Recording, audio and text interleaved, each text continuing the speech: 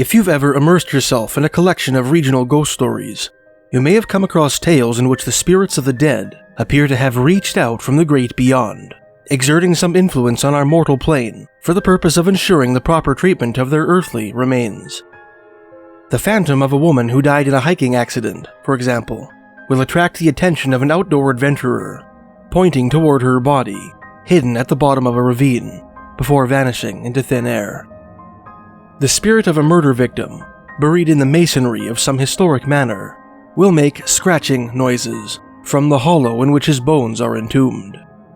One tale from northern Canada tells of the ghost of a fur trader who verbally guided his undertakers through the boreal wilderness, barking orders at the sled dogs, apparently with the aim of preserving his frozen corpse from the predations of nearby wolves. And the preserved cadaver of one of the victims of the SS Kamloops, a freighter which sank in Lake Superior in 1927, is said to approach divers who visit his watery grave. One tale which evokes this eerie motif is that of a Victorian thespian, whose corpse is said to have made a ghastly voyage of 2,000 miles to the very spot at which he hoped to be buried, almost as if guided by the actor's spirit. In this piece, we will explore the chilling tale of Coghlan's Coffin. Canada has a long history of exporting some of its most talented actors, musicians, and performers to the more profitable United States. This tradition extends back to the days of Charles Coghlan, a classically trained theater actor said to have been born on Prince Edward Island, Canada's smallest province. After studying theater in England, Coghlan was brought to America by New York manager Augustin Daly, on whose Broadway stages he performed Shakespearean comedies and other theatrical dramas. The Victorian actor would enjoy a long and successful career in that land of opportunity, which culminated in an 1898 performance of a play of his own composition, based on Alexandre Dumas' French-language dramatic biography of English actor Edward Kean. Although he toured the world, wrote folklorist Sterling Ramsay in his 1973 book, Folklore, Prince Edward Island, the island always remained his beloved haven.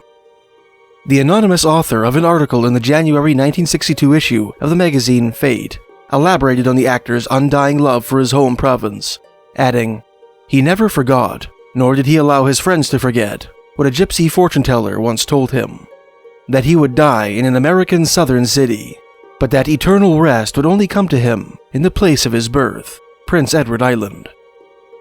This last detail is borne out by a line from his fellow actress, Lily Langtry, in her 1925 autobiography, The Days I Knew, which identifies the gypsy as a crystal gazer, who made the prediction while Coghlan was a young man. On November 27, 1899, while preparing for a performance in the island boomtown of Galveston, Texas, in the Gulf of Mexico, 55-year-old Charles Coghlan fell ill and died of heart failure in his hotel room.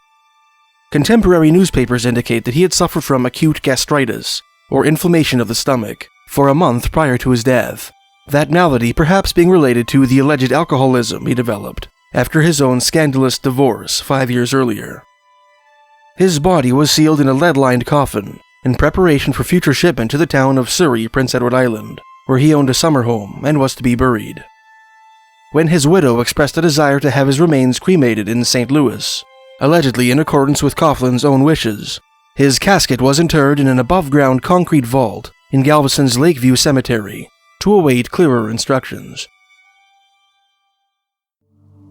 In the first days of autumn 1900, 9 months after Coughlan's death, a terrific hurricane swept up the Gulf of Mexico and descended on the city of Galveston, washing away bridges and downing telegraph poles in what was to be the deadliest natural disaster in American history. At least 6,000 Americans are believed to have perished in the storm, and the modern equivalent of about $1.07 billion worth of damage was incurred in the Galveston area alone. Galveston's Lakeview Cemetery, the transient resting place of Charles Coghlan, was not spared the rapid flooding and 140-mile-per-hour winds which wreaked havoc upon the rest of the town. The damage wrought in the city's 6 graveyards was described in an article in the September 20th, 1900 issue of the St. Louis Daily Globe-Democrat.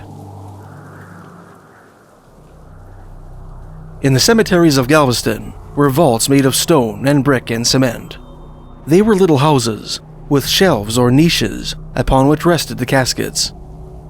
Some of the finest of these residences of the dead, as well as some of the humbler, were wrecked by the hurricane. They are ruins of wood, masonry, and metal. From the debris scattered about, it is evident that masses of floating material from destroyed houses were carried into the cemeteries and against these vaults with such force as to crush them. The massive monuments, as well as many smaller tombstones, were overturned by the storm-made rafts. Some smaller headstones were carried many feet from their foundations. In not a few instances, the timber struck the stones with such force as to shatter them. 2 of the Galveston cemeteries present a ghastly, wrecked appearance. Bodies buried in the ground were not disturbed, except in rare instances, but several vaults were crushed in such a manner as to leave the caskets within them exposed to wind and current. Thus it was the storm carried off some of the dead. Most of the caskets of metal have an outer covering of wood, and the force of the storm was sufficient to float them. Although some caskets were later found lying some distance from the shattered mausoleums in which they once reposed, others were never recovered, apparently having been swept away into the Gulf of Mexico. As reported in various contemporary newspapers, one of the missing coffins was that of Charles Coghlan, for which a thorough but fruitless search was made. Coughlin's fellow actor, Sir Johnson Forbes Robertson, recorded the bizarre sequel to this tragedy in his 1925 autobiography, A Player Under 3 Reigns. The Gulf Stream, he wrote, bore him round Florida, up the coast about 1,500 miles. Here, continued Sterling Ramsay, in the vicinity of Newfoundland, it somehow left the current and drifted aimlessly along the coast of eastern Canada, subject to wind and wave. 8 years later, in October 1908, fishermen from Prince Edward Island headed out into the Gulf of St. Lawrence off the island's northern shores. While casting their nets, they spotted a strange oblong object floating on the waves, which they promptly towed to shore. The object proved to be a coffin, encrusted with barnacles and seashells, which had evidently been adrift for many years. Hoping to identify the occupant of this grisly vessel, they pried the coffin open. Inside was the body of a middle-aged man, whose name was engraved on a silver plate, Charles Francis Coghlan. The islander had finally returned home, just as the fortune-teller predicted. Coughlan's body was brought to the nearest village, which proved to be the very same village in which the actor had been born, and laid to rest in the churchyard, the yard of the very same church in which he had been baptized. Somehow, across the trackless sea, concluded Sterling Ramsay, Charles Coghlan had come home to stay. Or so the story goes. In fact, the ghastly odyssey of Coughlan's coffin is an urban legend, first printed in Sir Johnson Forbes Robertson's 1925 autobiography, and made famous by a 1927 cartoon drawn by Robert Ripley, founder of the Ripley's Believe It or Not franchise, which first appeared in the September 15, 1927 issue of the New York Evening Post. Ripley's cartoon depicts a forlorn casket washed up on the beach of some maritime cove. A handwritten caption reads, "The actor Charles Coghlan comes home." He died in 1897, actually 1899, and was buried in Galveston when the tragic flood came. His coffin was washed out to sea, and the Gulf Stream carried him around Florida and up the coast of Prince Edward Island, 2,000 miles distant, where he was born. Although Charles Coghlan did own a summer home on the Fortune River just west of Surrey, Prince Edward Island, at the time of his death, he was actually born in Paris, France, to parents of Irish and English extraction. His lead-lined casket, which was indeed washed out to sea by the Galveston hurricane, was reportedly discovered in January 1907 in a lonely Texan marsh, about 10 miles from the Lakeview Cemetery, and his body later brought to New York by his family for cremation. It must be mentioned that this more prosaic denouement to the drama of Charles Coghlan, which appeared in several newspapers, was called into question in 1927, following the publication of Ripley's cartoon. After reading the cartoon in the New York Evening Post, Coughlan's only daughter, actress Gertrude Coghlan Peto of Bayside, Long Island, wrote the Post inquiring as to the source of Ripley's extraordinary statement, stating that if she thought there could be any truth to it, she would start a search on Prince Edward Island for her father's body. Peto's inquiry, of course, implies that either Coughlin's body was not recovered in Texas and cremated in New York, or that the actor's only daughter was unaware that such developments had taken place.